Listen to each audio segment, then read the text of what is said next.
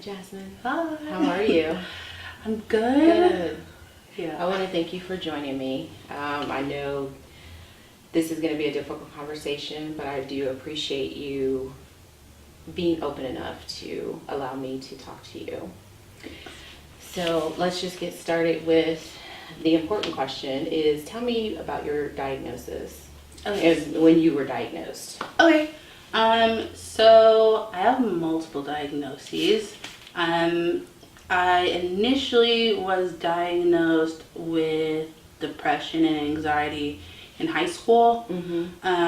But it wasn't really like followed really. It was just like go to some counseling and hopefully it would like resolve itself once I went to college.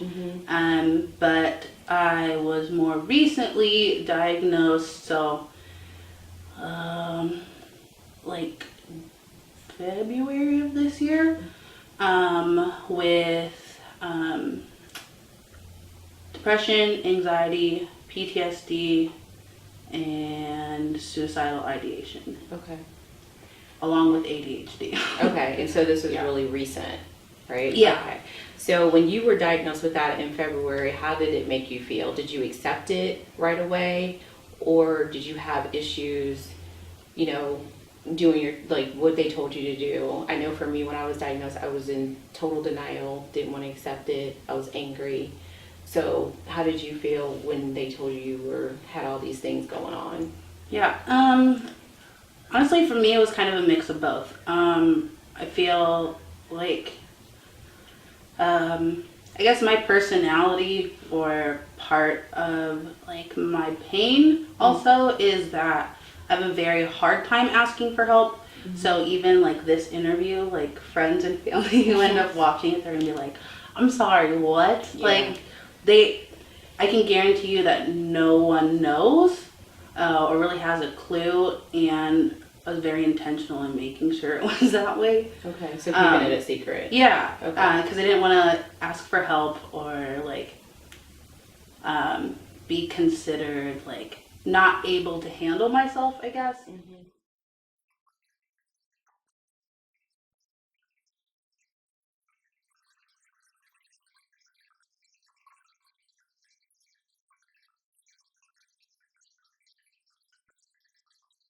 I was, and I'm still trying to be more educated, but I was really misinformed. Like, I totally thought that PTSD was like, oh, like war heroes or people who have like a singular traumatic event. Like, I just thought I was carrying this pain and like having like an elevated anxiety or this, that, or the other. Yeah. Just because, I guess. So I didn't know that like PTSD can be over like a certain amount of time. Right. So it's like post-traumatic stress disorder. So it was a traumatic event, Yes. but it wasn't just one event. Right.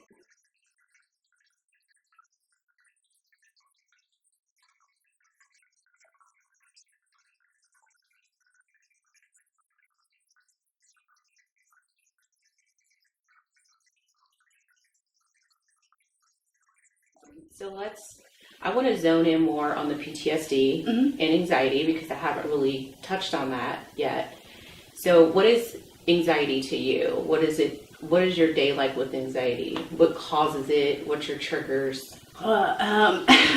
And I think that's kind of the cool thing and the frustrating thing also, because I'm still learning. In all honesty, there's things that, I don't know, like I realize if I feel rushed, that can cause me more stress. If like something isn't done the exact way that I wanted to, I get so anxious, and then I get angry. So I think for me, I've had to realize that my anxiety does not always manifest in just not being able to breathe or feeling that pressure. My anxiety can manifest in physical like ailments. Like for me, like I can break out in hives. Okay. I can get like extremely fatigued. I can feel like, I guess the best way to explain it is like that there's cotton in my ears. Okay. I know it's, Like you can't, yeah, like maybe, I don't know, you can't, like it, yeah, like you it's lose your very, sense of hearing? yeah, like it's Okay. very, like my senses are very like, I don't know, like restricted, I guess. Okay. Okay. So yeah, like that's something that I've kind of been learning. I realized some of my other triggers definitely circle around relationships, which makes sense. Mm-hmm. Relationships are hard anyway. Yeah.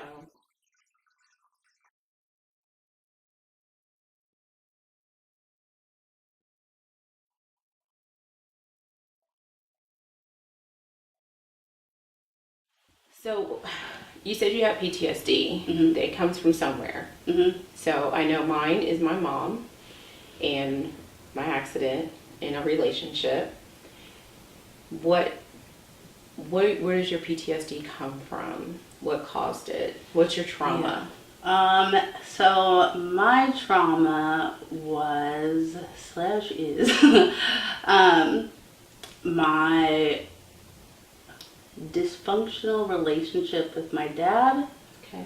So, And tell me about that relationship. yeah, so growing up, so when I was really young, I was very close with my dad, like different like coming of age things and just like wanting to go out and like get ice cream and things like that. I was definitely like a daddy's girl. Mm-hmm. So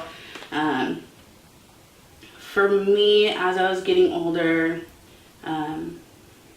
I can't really speak on like what he went through, but for me, I definitely understand that I was feeling some type of shift in our relationship. And I didn't really know how to explain it, but I could tell that I was working harder to maintain a relationship where I shouldn't have had to work that hard. Okay. So, like, kind of proving my worth To your father. to my father. Like, oh, I'm worth spending time with. I'm worth being present. Yeah. So that, along with other like emotional and mental abuse that ended up happening, that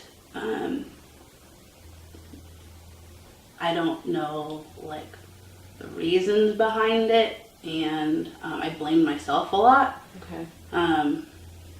But that, I guess, best way that I can say it as well is that my most like toxic relationship with any man in my life has been with my dad. Okay. And emotionally in your heart, how does that make you feel when you think about the shift that took place? Because that shift is what the trauma is. Mm-hmm. And then you said there was emotional abuse. Mm-hmm. So that ended up happening. So I'm sure as a kid, there was some trauma there that you didn't even realize was happening, right? Yeah, no, absolutely. So how old were you when this started? I was about 5. Okay. Yeah. So that's really young. Yeah. So as you got older and that relationship Mm-hmm. continued to deteriorate, right? Mm-hmm. How did that make you feel as far as like your heart? I felt extremely abandoned. I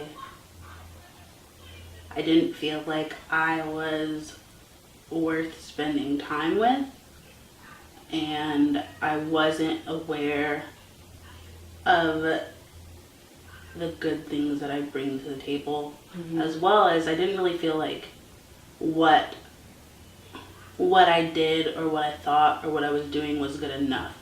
So like I felt like the bar was set but it was also continuously moving. Mm-hmm.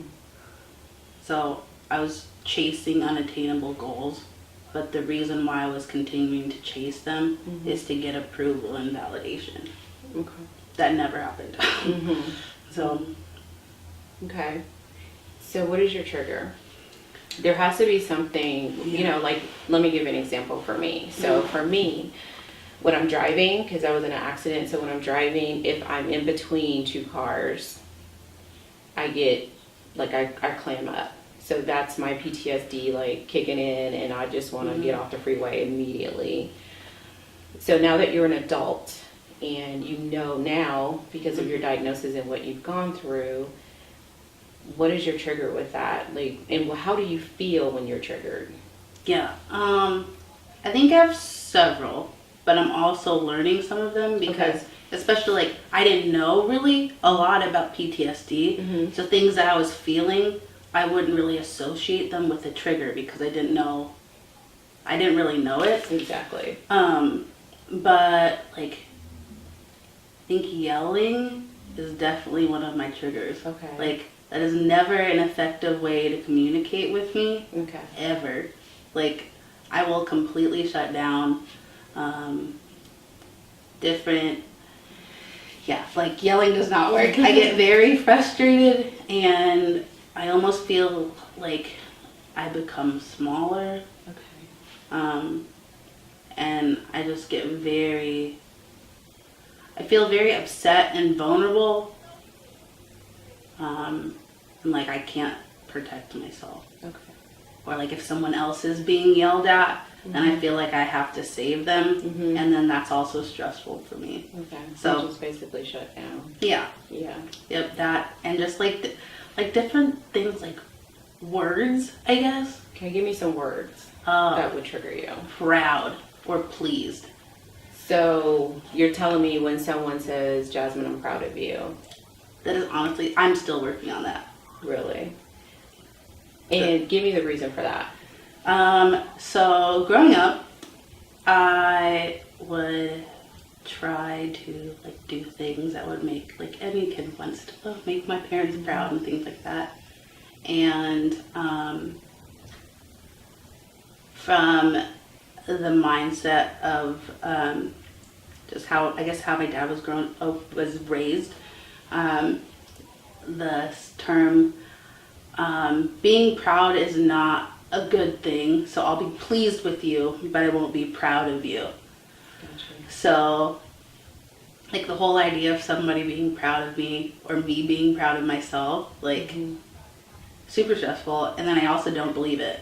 So it's like complete denial. It's like I shut down that whole thing, and then I start thinking, okay, well, they say they're proud of me, but they're not really proud of me. So what do I have to do? Like, this is obviously not good enough. So what else do I have to do? You know, like, yeah.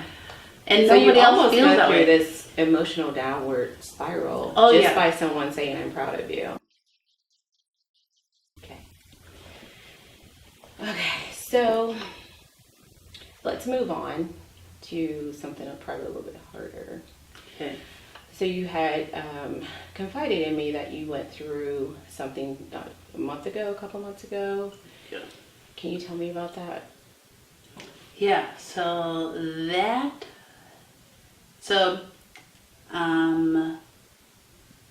in June, that was the third time that I was seriously planning on taking my life.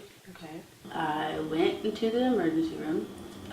Before that, I found myself, like, not, like, halfway joking, not really joking. I think it was mostly because I was so anxious and upset in a space where, like, I wasn't thinking very clearly, that I was calling for help in the least confrontational way that I could think of. But I'm really glad that my mom and I have a really good relationship where I know if I would tell her anything, and she would make sure and, like, respect, like, what I need and just, like, my health. So I, like, told my mom, like, well, I'm just trying to make sure that we keep Jazmyn out of the emergency room. And she's like, well, do we need to go? And honestly, at that moment, I didn't realize how significant my answer was going to be until till now, I guess. And I told her truthfully, because there's been times that I wasn't truthful. I told her, well, yeah. So I went to the emergency room, I walked in there, and I knew at that moment that was like a half truth, and that if I really wanted help, I really needed to say the whole truth. So I took a deep breath, and I told the lady, I said, I'm here because I figured it's probably a better idea for me to not hurt myself and come here instead. And I'm really glad that everybody through that journey treated me with respect and I wasn't crazy, because I think that's something that I felt that I was so out of control inside my own brain, because I hide behind a lot. I hide behind smiling, laughing, being sassy, So it's your mask. Yeah, basically. It definitely is, because I don't want people, oh, well, how are you doing? Because then I have to either answer truthfully or lie. Okay, so on that day, Yeah. you had to have hit something, some kind of dark place to even have a thought of wanting to commit suicide. Yeah. What was that? What were you feeling? What was the wall you hit? What were your emotions?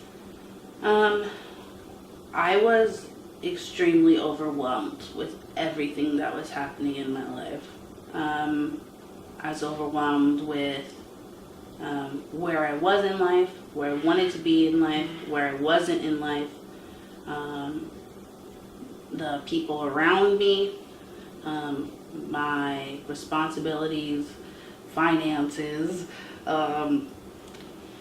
relationship connections, personal spiritual connections. I got to a point where I felt like I was reaching out for so many different things, and I didn't know what to do.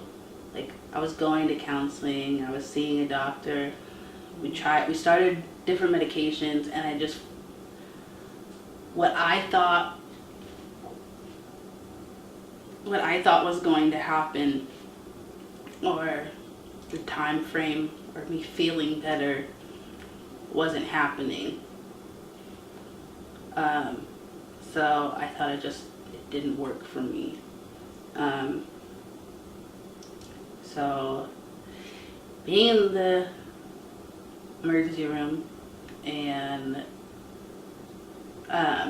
talking to this social worker there, talked about in-treatment facilities, which was a whole incredibly new world, and It's very scary. it was so scary because I still thought, oh my gosh, I'm gonna go somewhere where I'm going to be getting medication all day and walking around like a zombie in a completely white room. It was super unrealistic, but at the same time, when you're already so, you're upset and you're in pain, and the whole idea of, the fear of the unknown, along with whatever else was going on, And how old are you? I'm 23. Okay. So being in your age bracket, I'm sure there's a lot more different stresses than maybe someone in a different age bracket would be. So when you went to the hospital and you got out, were you still having feelings of suicide? Yes. Okay. Yep. They weren't as bad as before, but my mechanism to, I guess my plan, those resources were no longer available for me. And what does that mean? Your plan? So my suicide plan.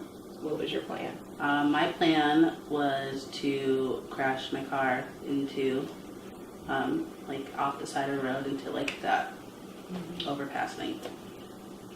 Okay. Yeah.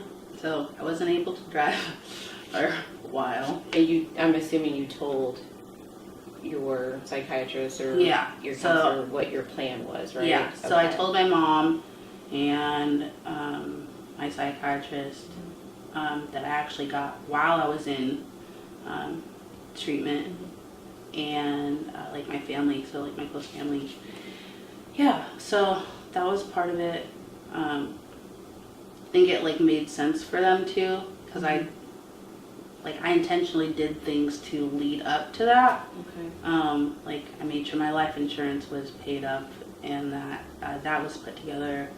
I made sure that people had passwords to like utility things and my Apple Pay and all that other So you things. had all the signs of Yeah. going in that direction. Yeah, but I wanted to make sure it didn't seem like super obvious. So, yeah. Okay, so it's been a couple of months, Mm-hmm. and you're in a treatment plan. I am. Correct. And what is your peace now? What gives you peace?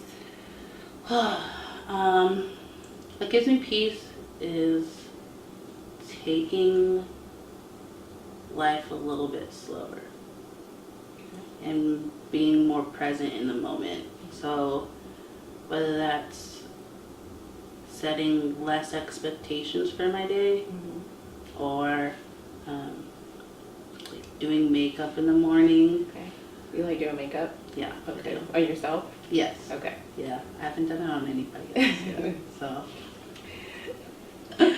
Is that because it makes you feel pretty, or like what is behind the makeup? for me, makeup is very similar to painting. Okay. It's like being able to blend different things, but it's not as messy, I guess. Because I feel like my brain is very chaotic at times. That while like a canvas medium might be really good for some people, for me it's like a visual representation of my brain. I don't always want to see that. So for me, makeup and spending that time is like self-care Okay. and focus in a creative way. Okay. And can you tell me why you're here? Why did you choose? Because it is a choice. So why did you choose to share your story with the world? I chose to share because through this process, I'm feeling more called to be transparent. Okay. I think mostly because what has assisted, or what I guess assisted me in staying in a dark place, was not being fully transparent. Yeah. So sharing my story is opening up a conversation that I didn't think I would have. I'm not always super comfortable with having, but I know that it's needed, because calling out for help to everyone is not necessarily the safest or smartest thing. That's very true. Not everybody is going to react the same. Yeah. And it could cause more damage. Yeah, and I think that's what happened like the first time. So in December, I don't know if I realized it consciously or not, but I definitely called out for help with my dad, and knowing that that's not a safe connection for me. Right. But I still did it anyway, but I did it because I was in so much pain. I guess I was hoping for a certain response or change, or thought that, okay, well, maybe this is something that I'll be listened to about and helped with. But the response that I thought would happen is not what I received. And I've been there before, and I'm assuming correct me if I'm wrong, it made you feel worse and more lonely. Yeah. Yeah. I felt like, okay, well, I already was having a hard time with like my life and my worth, and like if someone like that you're confiding in that with, like if that's not a, oh, okay, like let's figure this out, like there's not a cause for alarm, I guess. You kind of think, okay, well, maybe I'm just making this a bigger deal, or maybe I don't really matter as much as I thought. Not a good feeling. No. Okay, so I'm going to ask you to finish some sentences for me. Okay. I am in recovery because I want to get better. I want to live because I made that choice. and I'm here today because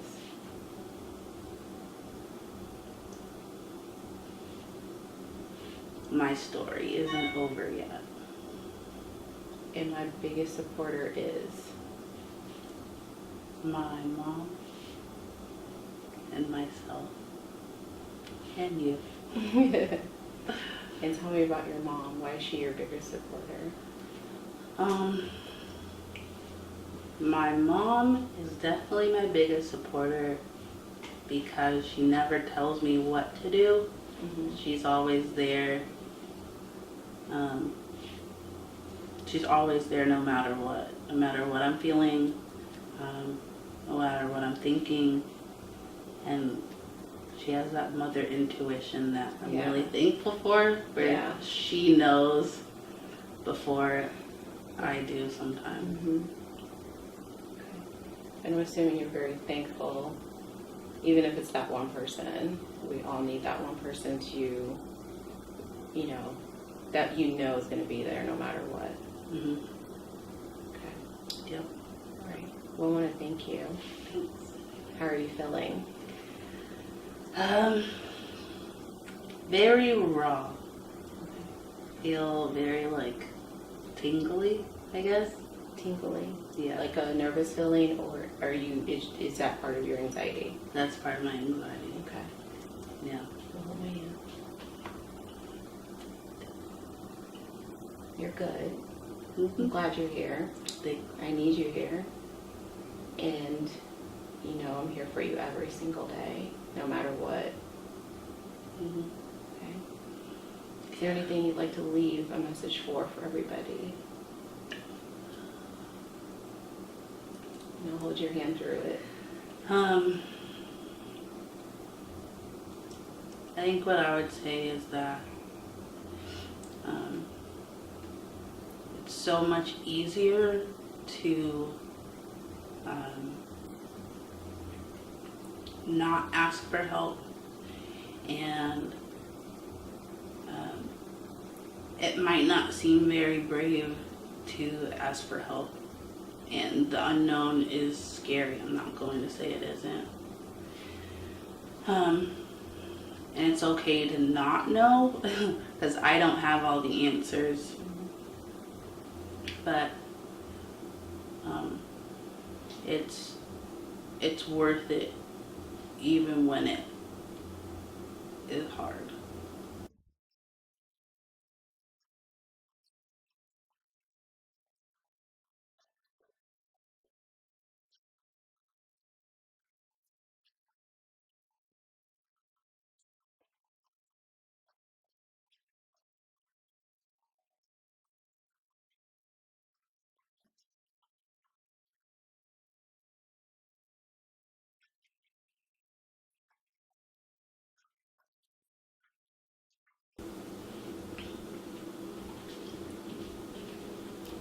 Um,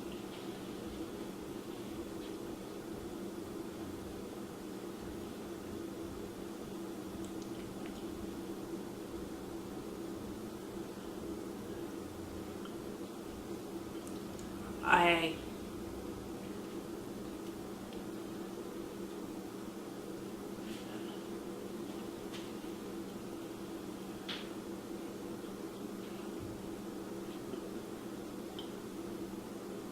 I'm disappointed and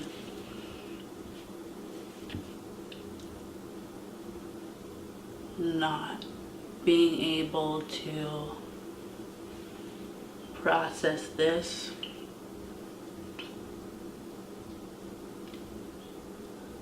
and feeling safe with you.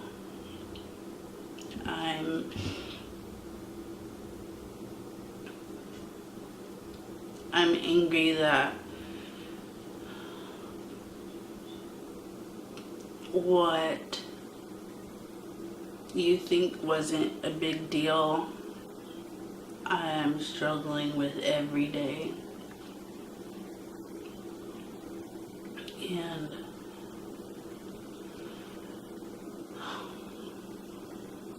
I just feel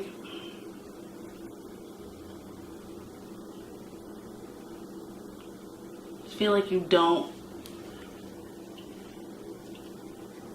just don't understand or know where I'm coming from or how things affected me. Whether it was our conversations or being or not being somewhere.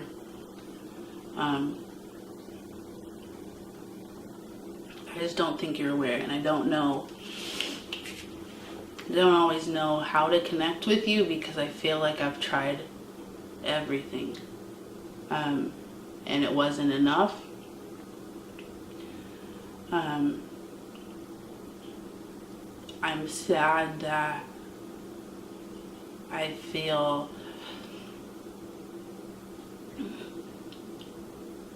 not enough to be in a healthy relationship with you, and I'm sad to know that this is not a healthy space. It makes me sad thinking about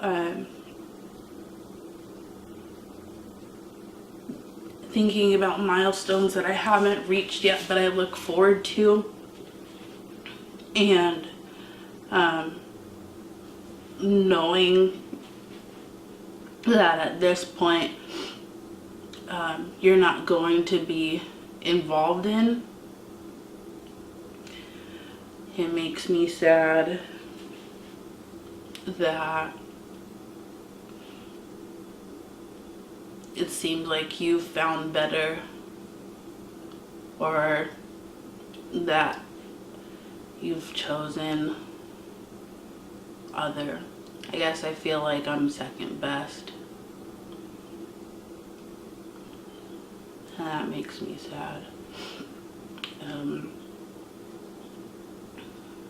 I just feel really hurt. I feel like when I was talking to you, like in December, I didn't realize how much resentment was harbored towards me, and on things that I didn't really have control over. And just, I almost feel disappointed that I reached out for help to you, knowing that I don't even want to say knowing, because I was hoping that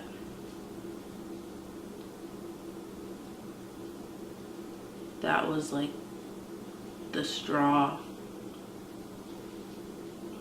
that would make you care, that would prove that you cared, and it wasn't.